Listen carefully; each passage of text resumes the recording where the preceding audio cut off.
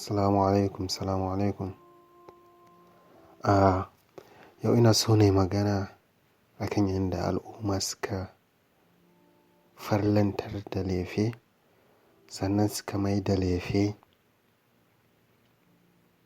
kamar shi ne daraja da kima na mutane, wanda kamar nasa ya zamto bai kai mafi ɗaukaka a al'umman ba, za a ringa zarginsa da ko kuma zaginsa. Wannan abin gaskiya ba ƙaramin matsala ba ne ba.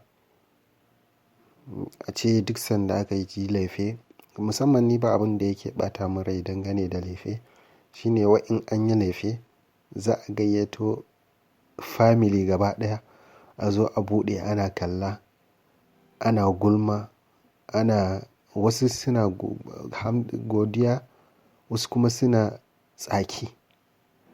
Wannan abin ba ƙaramin cin fuska ba ne ba ga waɗanda suke yin laifin. Shi yasa ko da yaushe ni ba wai yin laifin ne matsala ba, yanda mutane suka level da mutane suke ɗora shi. Laifi yanzu ya zamto in babu shi ba aure misali kenan, kamar haka ake gani.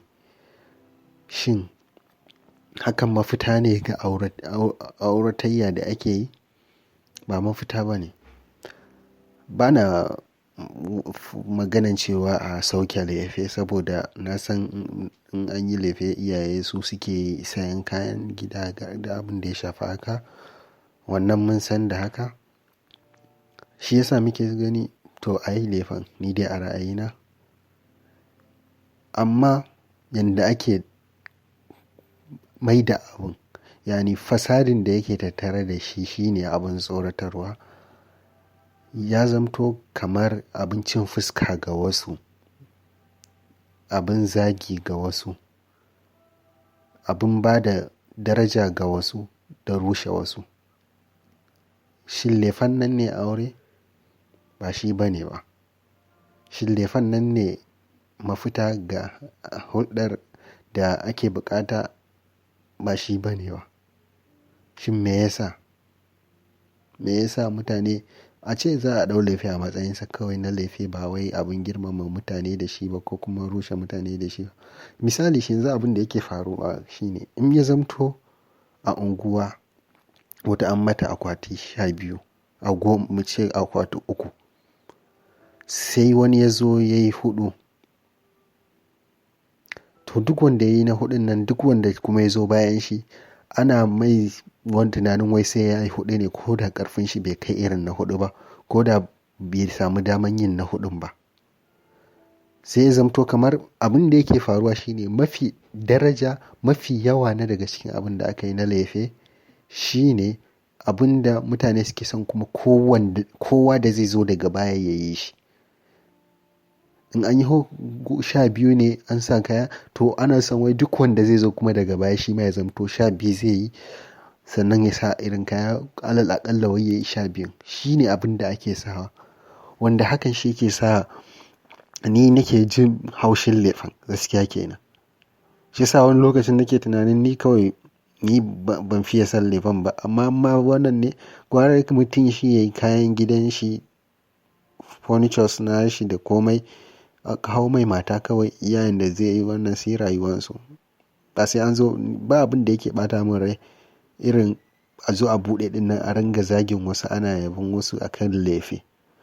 Sannan magana na biyu, tsarin auratayyan da ake yi.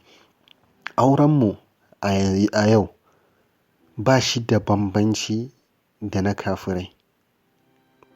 Ba shi da bambanci da bukukuwan auren nake nufi. Bukukuwan auren mu a yau ba shi da bambanci da na kafirai yawanci in kun duba. Abu ɗaya ne ya raba mu da ya zamto wanda muke irin na arna ne, shine rashin gayyatar pastors. Da a ce za a kawo pastor da Bible, da shi kenan auren ya gama kammala irin na kafirai. Amma tsarin aure da ake yi a society namu ya koma na kafirai. Maimakon mutane Allah ya ba su ni'ima, maimakon su gode mai, ta yadda ya kamata, ta yadda zai so, sai kuma suka zamto suna saba mai, sai zamto suna shi a wannan abin sai kaga har an zo an yi wani zinace-zinace sun yawaita. Fasikanci dai yana fitowa daga wannan tarurruka na bukukuwa da ake, saboda gaba ɗaya da ma ba gina su ne akan tushe da ya kamata ba. Ka duba irin abubuwan da ake yi a social media, an ɗora su kaga mutum, wallahi azim, wasu sai fa kama a farko a zuciyarka kayi tunani wa'annan musulmi ne kuwa, saboda ba su da alaka, tsarin su ba shi da alaka, salon tafiyar auren ba shi da alaka da na musulmai. Fasikanci ake yi, fajirci ake bayyanawa kamar ba mutanen da suka tashi da tarbiyyar musulunci ba. Kawai a bambanci shine pastor. Shin kana son a ce bikinka haka ya kasance? Shin ta haka ne Allah zai albarkanci bikin? Wannan mun san cewa ba tunani ne mai kyau ba. Yani ya kamata al'ummar mu tashi mu gyara, mu san cewa mu fa muna da salon rayuwar mu. Su wayannan arnan ba sa kofiyar naku, sai dai a ce ku za ku yi kofi nasu, alhali naku shine mafi tsafta. Ko dai kar mu manta fa Allah yana faɗa, su fa mutanen nan ba za su taɓa san ka ba, sai ka biye musu. Shin farin cikin ka biye musu su so ka, ta yadda za ka kuma rasa san Allah daga kanka? Al'umma ya kamata mu watsake daga baccin da muke. Abubuwan da ake yi na fasadin nan ya kamata mu yi ƙoƙari mu ga mun kawo ƙarshen su, mun gina auratayya mai kyau, ya zamto muna tunanin gina aure ba wai gina biki ba. Yani in ya zamto al'umma gina biki suke yi, to za ka ga gaba ɗaya auren ba albarka. Amma inda zai zamto gina aure ne manufanmu, da duk wahalolin da ake ma kafin aure ba za a sha fama da shi ba. Balle har a ce ai aure ango daga baya zo akwai bashi a kan shi. Shi ne. Anan zan bari. Hada wassalam.